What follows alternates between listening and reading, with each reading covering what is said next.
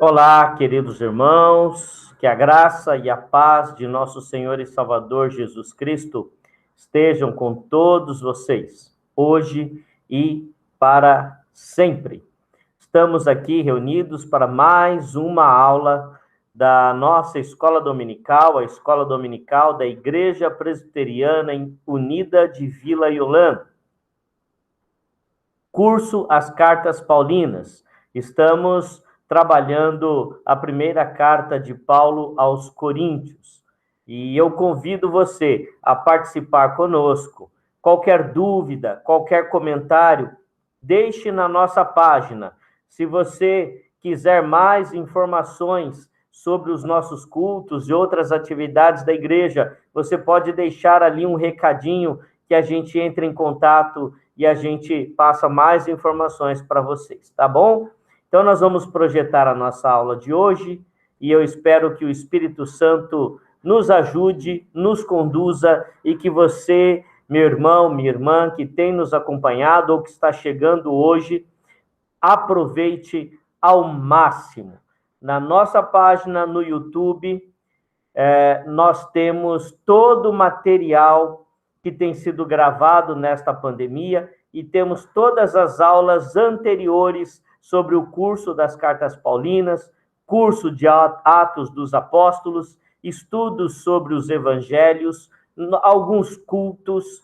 Temos muito material lá para você e você pode aproveitar para a sua edificação, a edificação do seu lar. Vamos projetar a aula de hoje.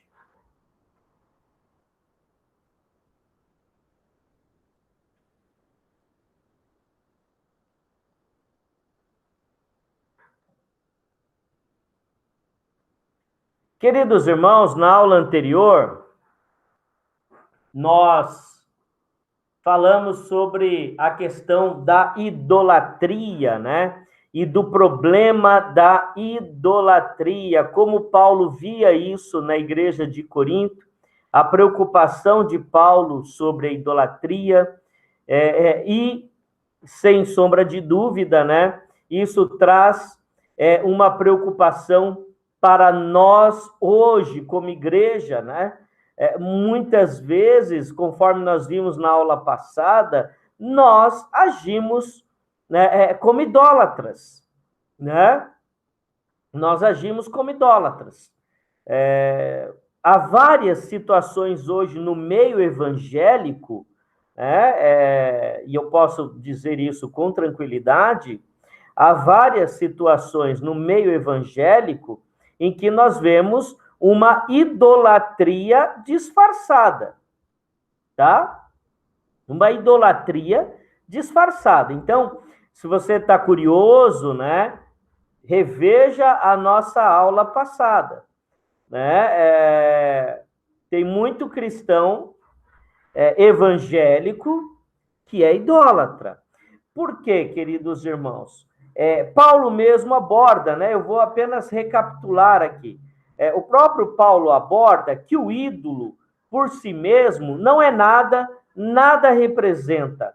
Porém, atrás da ideia do ídolo, escondem demônios, né? Há demônios escondidos, porque quando nós vamos analisar a função do ídolo,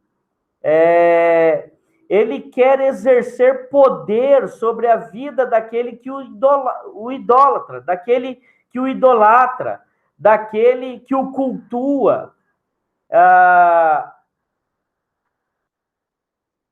Isso é idolatria.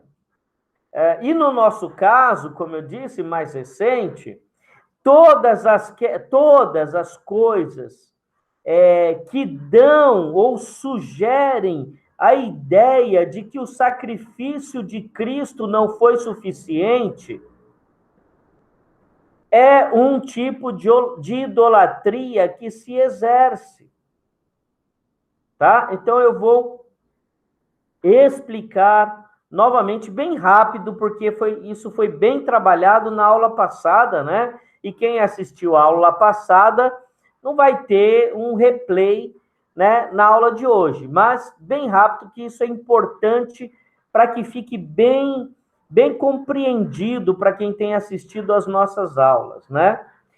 Paulo pregava um só Senhor, Jesus Cristo. Paulo pregava a salvação pela graça. Paulo pregava a suficiência da cruz. Prestem atenção. Um só Senhor, a salvação pela graça, a suficiência da cruz. Mas os ídolos, eles entravam nesse meio campo, né? Como algo além que era necessário fazer, isso no meio cristão. E hoje, queridos irmãos, nós pregamos a um só Senhor. A salvação é única, exclusivamente pela graça de Deus. E a cruz, ela foi suficiente para anular todas as maldições lançadas sobre a nossa vida. Não há maldição que tenha sido lançada sobre a sua vida que não tenha sido anulada na cruz, a partir do momento que você crê no Senhor Jesus. Atos dos Apóstolos.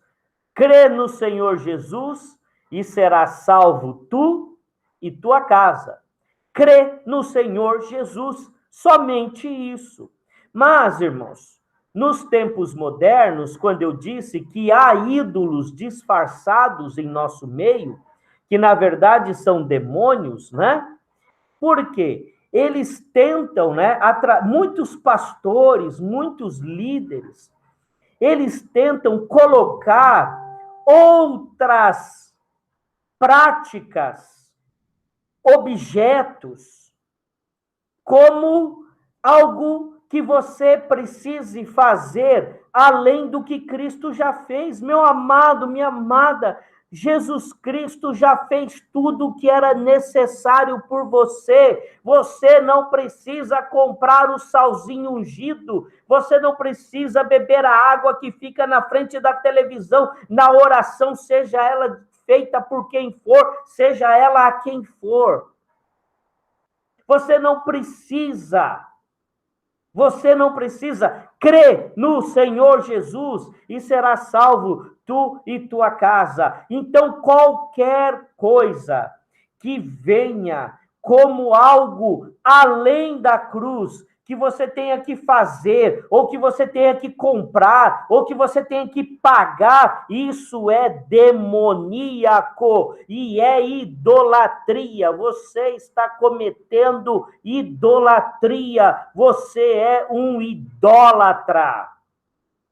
Se você se sujeita a todas essas invenções, delírios do meio evangélico. Delírios do meio evangélico. Eu creio na suficiência da cruz. Eu sou salvo pela graça de nosso Senhor e Salvador Jesus Cristo. E na minha vida há um só Senhor.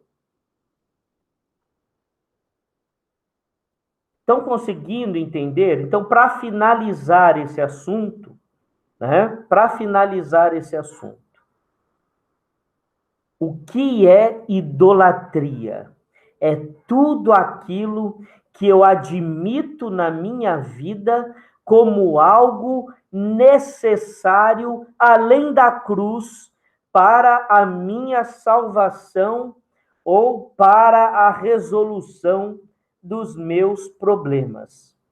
Então, nós fazemos de todas essas invenções e delírios evangélicos atuais, neopentecostais e por aí afora, todos esses devaneios, todos esses delírios, eles exercem o poder de ídolo na vida da igreja. E esses ídolos, eles trazem por trás demônios. Cristo morreu na cruz, mas se você não comprar o sal, se você não comprar a água, se você não comprar o óleo, se você não comprar a vassoura, se você não comprar seja lá o que for, não adianta. Então eu estou negando o sacrifício de Cristo. E quem negou o sacrifício de Cristo o tempo todo foi o diabo, foi Satanás.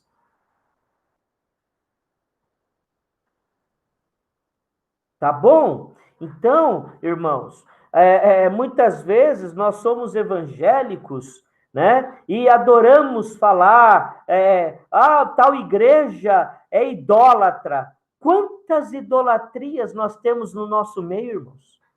Quantos ídolos nós temos no nosso meio, irmãos?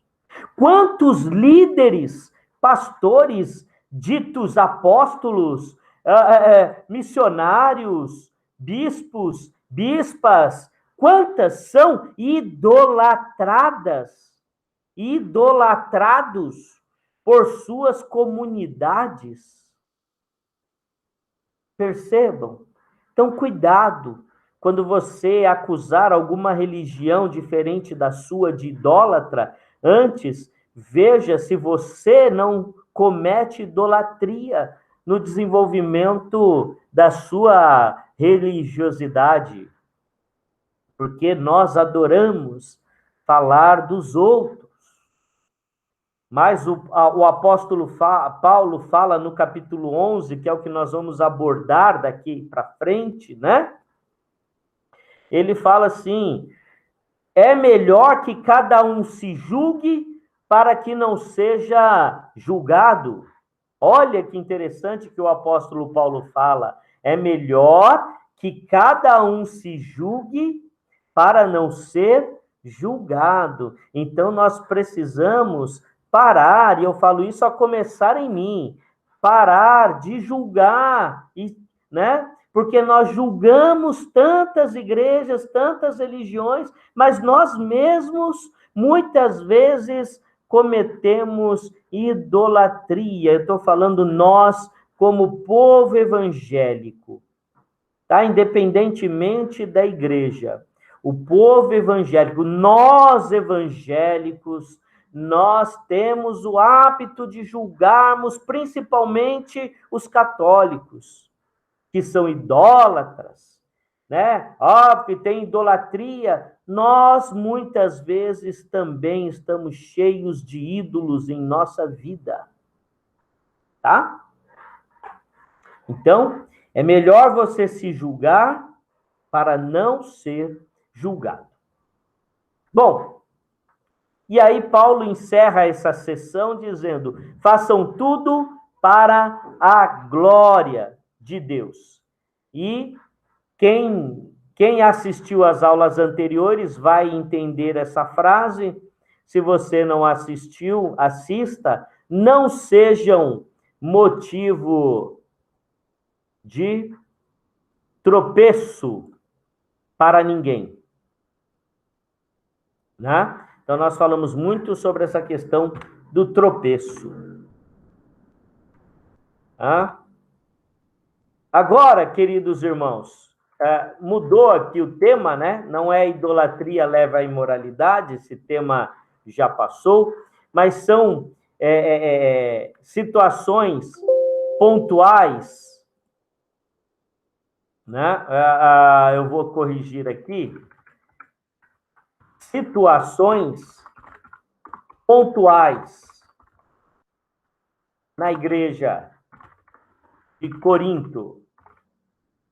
Então, a igreja de Corinto. Vamos lá, agora sim. Situações pontuais na igreja de Corinto, capítulo 11. A questão das mulheres, né? Que tema difícil, mas assim, você vai ver que não é tão difícil assim. Primeiro, é uma questão de tradição e comportamento. Então, quando a gente faz uma primeira leitura do capítulo 11, a gente fica que difícil entender, mas agora, conforme nós vamos mergulhando no texto, a gente vai ver que não é tão difícil assim a compreensão. A questão das mulheres. Paulo inicia essa sessão falando sobre a questão de tradição, tá? Então, isso é muito importante para a nossa compreensão, que, olha só, é uma questão de tradição, não é um assunto teológico, tá? Não é um assunto teológico, não é um assunto escatológico. O que é escatológico, né? Não é um assunto de escatologia, não é um assunto soterapolitano, né? Não é um assunto de salvação, sotero, mas é uma questão local, de tradição, tá? É um problema que é levado a Paulo, e Paulo precisava dar uma resposta. E eu vou ser bem rápido nessa questão, porque realmente, apesar de vários versículos ali, não nos traz, ou não deveria nos trazer uma preocupação. Resumindo para vocês, queridos irmãos, a mulher ali, a questão da tradição na região, ele fala do véu, ele fala do cabelo, né? O que acontecia?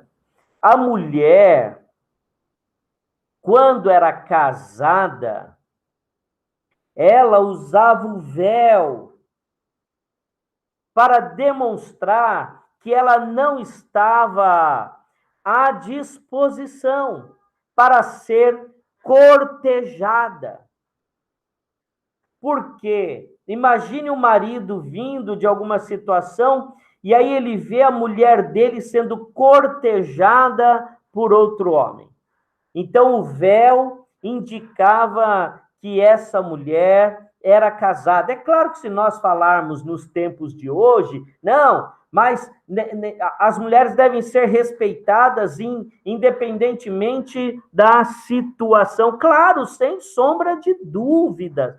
Mas nós precisamos entender que, quando estudamos a carta de 1 Coríntios, nós vamos para o primeiro século da era cristã, lá na Grécia.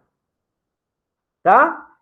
Então, queridos irmãos, vamos ver o que Paulo... Por isso que eu falei que são situações pontuais na igreja de Corinto e que não deve virar doutrina para toda a igreja cristã. É aí que nós temos que ter maturidade. Nem tudo que está escrito, nem tudo que Paulo escreveu, nem tudo que aparece nas cartas é uma questão teológica, ou escatológica, ou de salvação.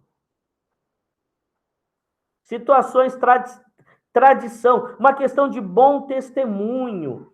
Então, por isso que Paulo fala desse assunto, porque lembrem também, irmãos, Corinto era uma cidade com comércio muito forte, uma cidade portuária, e numa cidade portuária, a atividade da prostituição era uma atividade muito intensa, e as mulheres que acabavam se dedicando à prostituição, elas tosquiavam, elas tinham cabelo curto. Por isso, Paulo fala do véu, Paulo fala do cabelo, né? Do cobrir a cabeça, porque era uma forma de você se preservar, era uma forma de você ser respeitada.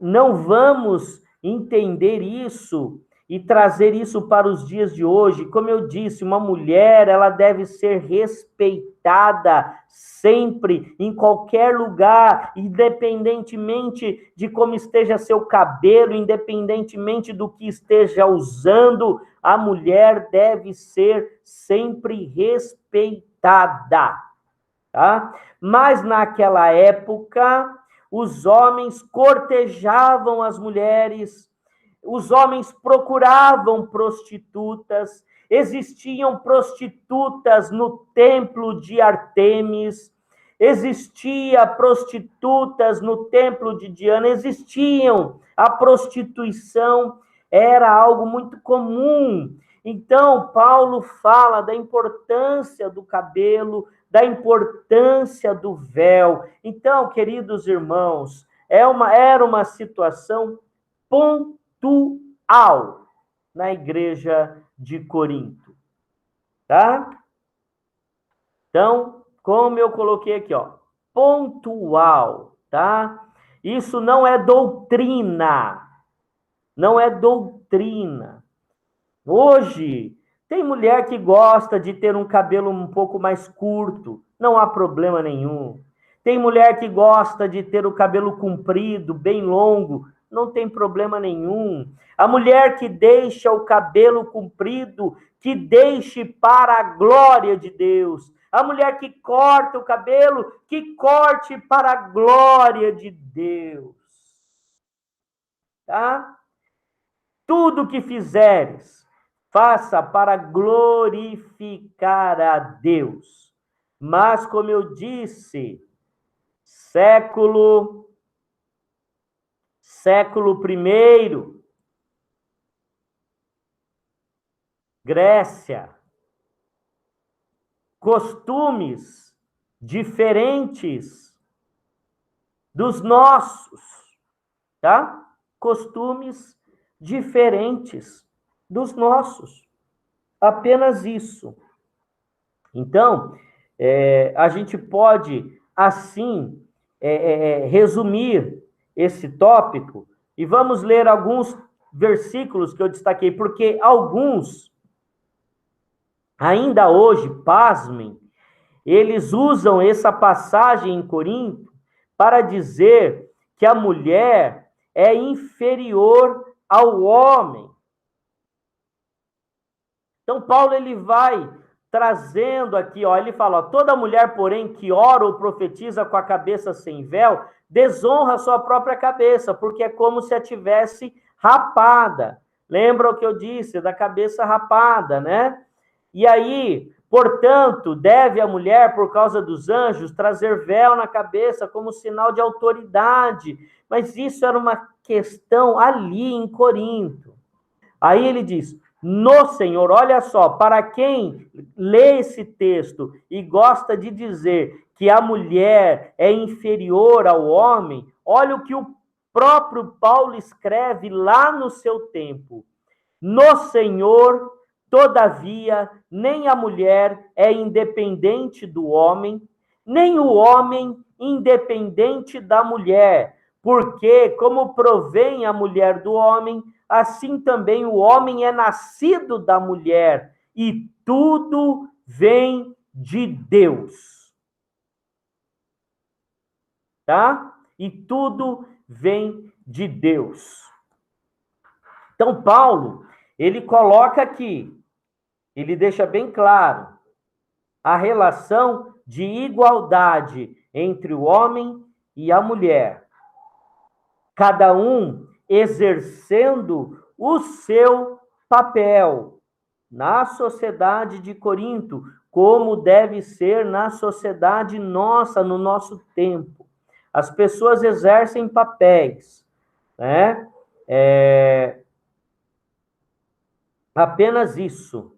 Não há uma escala de superioridade e inferioridade. Então, a gente passa por essa primeira parte do capítulo 11, na questão das mulheres na igreja, mostrando que ali era uma questão de tradição e uma questão pontual. pontual, tá bom? Pontual. Não é doutrina para a igreja, tá? Não é um texto escatológico, não é um texto teológico, não é um texto que fala sobre salvação, tá? Porque se a mulher, então, hoje corta o cabelo, ela perdeu a salvação. Para com essa baboseira. Desculpa o termo que eu vou usar. Baboseira. Para com isso. Para com isso. A mulher que quer cortar o cabelo, corte e seja para a glória do Senhor. Viva para a glória do Senhor. A mulher que quer deixar o seu cabelo comprido, deixe para a glória do Senhor. Tá? Questões pontuais. Uma segunda questão era o problema em relação à Santa Ceia, também no capítulo 11. O que podia estar havendo em Corinto? A igreja estava dividida. Primeiro ponto. Então, quando nós lemos o capítulo 11, e aí a gente investiga, e a gente vai filtrando, e a gente vai descobrindo algumas coisas, queridos irmãos. Era uma igreja dividida, isso eu já apresentei a vocês no início do estudo sobre Corinto, no nosso curso As Cartas Paulinas. Tá? Era uma igreja dividida. E as pessoas faziam a ceia num determinado dia da semana para celebrar a comunhão, mas o que acontecia? Uns que podiam mais, que tinham mais condições, traziam banquetes, enquanto outros traziam uma comidinha bem simplesinha. Outros traziam vinhos e se embriagavam. Olha o absurdo, irmãos. Se embriagavam. Então, Paulo fala assim, nisso eu não posso elogiá-los, não há o que dizer, não há coisa boa a dizer a vocês quanto a isso. E aí o que Paulo apresenta? Paulo apresenta uma ressignificação da ceia na igreja. Ressignificar, dar um novo significado. Então a ceia não era para que as divisões ficassem ainda mais latentes. Pelo contrário, a ceia era para a união da igreja. A ceia não era para que as diferenças entre condições de um para outro ficasse mais latente na igreja, mas não, a ceia era para a igualdade entre todos os irmãos. É por isso, meus queridos, que nós temos sempre uma preocupação, né? Quando nós fazemos atividades na igreja, que agora estão suspensas, mas quando nós fazemos nossos trabalhos de sábado, né? E aí, depois do culto, a gente descia, saudade, né, igreja? A gente descia para o nosso salão social, para a nossa confraternização, né? Para o nosso momento de alegria, para o nosso momento, né, de comunhão entre os irmãos. Cada um trazia um prato. A junta diaconal, quando a pessoa chegava na igreja, a junta diaconal recebia esse prato e organizava na mesa uma mesa comum. Não interessava se um trouxe uma coisinha mais simples e outro trouxe uma comida mais chique. Tudo ali é para o Senhor. Tudo ali é para a honra do Senhor, tudo ali é para a glória do Senhor, e tudo é de todos. Tudo é de todos. Mas na igreja de Corinto não era assim que acontecia, e as pessoas, elas se gabavam das mesas fartas que tinham perante outros que não tinham a mesma condição, se embriagavam, exagerando no consumo do vinho. Ficar embriagado. Olha a situação que estava a igreja de Corinto, e ainda tem gente que pega a carta de Corinto e quer fazer doutrina de igreja. Me poupe! A igreja de Corinto era o exemplo de como não ser igreja. Como não ser igreja. Quem tem acompanhado o nosso curso tem visto todos os problemas da igreja de Corinto. Ô igrejinha para dar problema para Paulo. Meu Deus do céu, pensando em Paulo como pastor, ô igrejinha para dar trabalho para o pastor. Misericórdia. E aí tem gente que pega essa igreja de Corinto e vai fazer doutrina com base nessa carta de Paulo. O problema não é a carta de Paulo. O problema é a igreja de Corinto e o que a igreja fazia, como vivia. Olha o problema da ceia. Você leu o capítulo 11? Se não leu, por favor, leia 1 Coríntios 11. Né? Que difícil, né? Que dificuldade. Né? Uns se gabando sobre os outros, pessoas embriagando-se. E aí nós vamos na ressignificação. O que Paulo faz, né? Vamos ler o capítulo 11, eu vou projetar aqui novamente. Vamos lá, o que Paulo faz? Olha só, ele escreve: porque antes de tudo estou informado haver divisões entre vós, quando vos reuni na igreja, e eu em parte o creio. Então ele acreditava naquilo que chegou para ele, porque ele conhecia, né? Como ele conhecia a igreja, né? Quando, pois, vos reunis no mesmo lugar, não é a ceia do Senhor que comeis. Então ele já diz bem claro: olha, vocês fazem qualquer coisa entre vocês, menos a ceia do Senhor. Vocês fazem qualquer baderna na igreja de vocês, menos a ceia do Senhor. Se tem uma coisa que vocês não fazem, é a ceia do Senhor. Há quem tenha fome, ao passo que há também quem se embriague. Ou menosprezai a igreja de Deus, menosprezais a igreja de Deus e envergonhais os que nada têm. Ó, não tendes porventura casas onde comer e beber? Então ele está falando isso para as pessoas mais abastadas, que se gabavam do que podiam levar para essa ceia comum que se fazia na igreja. Ou menosprezais a igreja de Deus e envergonhais os que nada têm. Eu não posso ser motivo de tropeço. Falei já isso. Que vos direi? Louvar-vos-ei nisto? Certamente não vos louvo. E aí vem a ressignificação da ceia do Senhor. Olha o que Paulo vai escrever aos Coríntios. Porque eu recebi do Senhor o que também vos entreguei.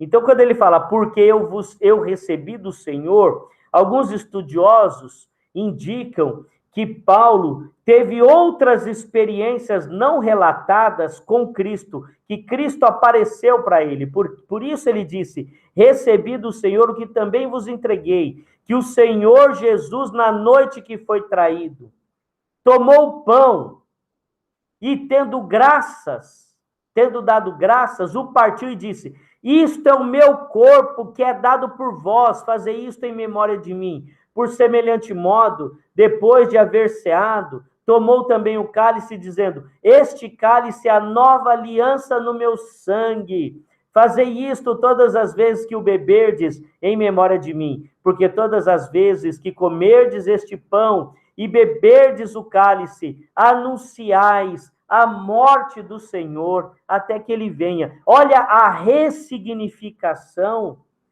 da ceia diante da baderna que Corinto fazia. Então, quando estamos reunidos para a ceia do Senhor, é do corpo de Cristo que comemos, é do sangue de Cristo que bebemos, é a renovação da nossa aliança com Ele.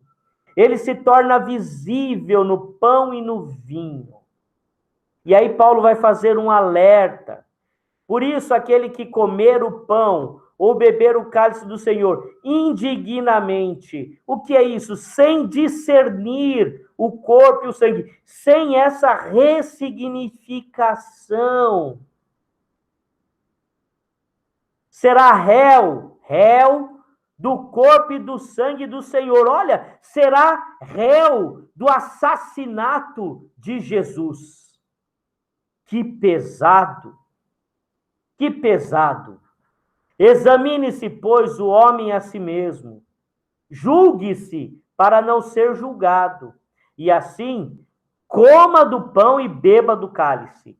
Paulo não está inibindo e proibindo ninguém de participar da ceia, mas ele está dizendo: participem com discernimento, compreendendo, e não com baderna, e não com bagunça, e não sem discernir o corpo e o sangue de Cristo. Então ele ressignifica aquele ato. E aí ele diz: pois quem come e bebe sem discernir o corpo, come e bebe juízo para si. Aí, queridos irmãos, o apóstolo Paulo ele vai fazer uma associação muito curiosa, interessante e, para mim, intrigante, que eu quero que vocês prestem atenção.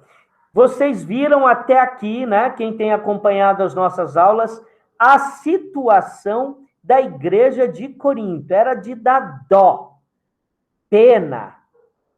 Uma igreja que saiu totalmente dos princípios do Senhor ensinados pelo apóstolo Paulo e por outros pregadores que lá estiveram. E era uma igreja, olha só, eis a razão porque há entre vós muitos fracos, pessoas fracas na fé, que nós já abordamos em aulas passadas, e aí ele vai dizer aqui, doentes. Essa palavra é doentes mesmo, pessoas doentes fisicamente. E não poucos que dormem, que já morreram. Então, Paulo nos dá aqui a entender que na igreja de Corinto havia muitos fracos na fé, havia muitos doentes. Eis a razão porque há entre vós muitos fracos e doentes, e não poucos que dormem. E ele associa essa passagem, queridos irmãos, a toda displicência, irresponsabilidade, idolatria e tantos outros pecados, dentre os maiores, os principais, a negligência na ceia do Senhor. Então ele entendia, Paulo entendia, prestem atenção, Paulo entendia que aquele número de doentes em excesso, pessoas morrendo em excesso, muitos fracos na fé, pessoas desviadas, pessoas que estavam ao mesmo tempo, como eu disse em passagens anteriores, ao mesmo tempo que participavam da ceia do Senhor, sentavam-se em banquetes com demônios. Fracos. E era um número grande.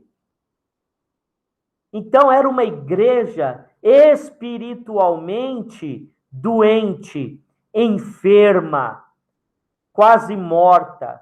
E eu vou dizer, irmãos, a doença espiritual, ela vai refletir no nosso corpo físico. Eu não estou dizendo que a doença física é fruto da doença espiritual, porque nós adoecemos fisicamente. Nós adoecemos fisicamente. certo? Nós adoecemos fisicamente.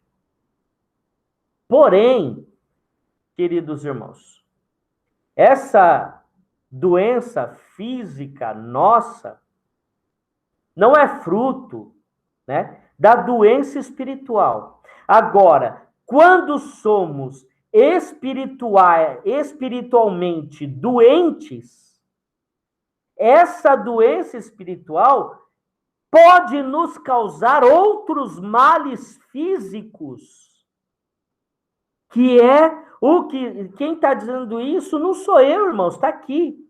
Que é o que estava acontecendo na igreja de Corinto. Vou até aqui imaginar para quem está vendo no celular, para você ler aqui, ó. Depois você lê lá em 1 Coríntios, tá? Capítulo 11. Eis a razão porque há entre vós muitos fracos e doentes, e não poucos que dormem. Veja bem, ele não está dizendo que a igreja é uma igreja problemática espiritualmente, porque tem fracos e doentes. Mas ele está dizendo que tem fracos e doentes porque ela é espiritualmente complicada. Conseguiram entender a relação? Pastor, eu enfrento uma doença grave. Isso é fruto, né, da minha doença espiritual? Não. Você é um doente espiritual? Você é espiritualmente doente? Não, pastor. Então não é. Agora, para quem é espiritualmente doente, muitas doenças físicas certamente surgiram por conta dessa doença espiritual. E aí ele diz o quê? Porque se nos julgássemos a nós mesmos, não seríamos julgados. Então é falta de quê? Do autojuízo. Nós precisamos olhar para a nossa vida e julgar. Eu tenho que julgar as minhas ações. Eu tenho que julgar os meus pensamentos. Eu tenho que julgar as minhas palavras, a fim de que os meus pensamentos tortos sejam corrigidos, a fim de que as minhas ações erradas sejam corrigidas, a fim de que as minhas palavras que ofendem, torpes, sejam aniquiladas. Porque se eu não me julgar, eu vou me tornando espiritualmente doente e serei julgado. Aí ele diz, mas quando julgados, somos disciplinados pelo Senhor, para não sermos condenados com o mundo. Olha, somos disciplinados pelo Senhor, então é melhor eu me julgar para não precisar ser disciplinado pelo Senhor. Mas ainda assim, que eu seja disciplinado pelo Senhor, para não ser condenado com o mundo.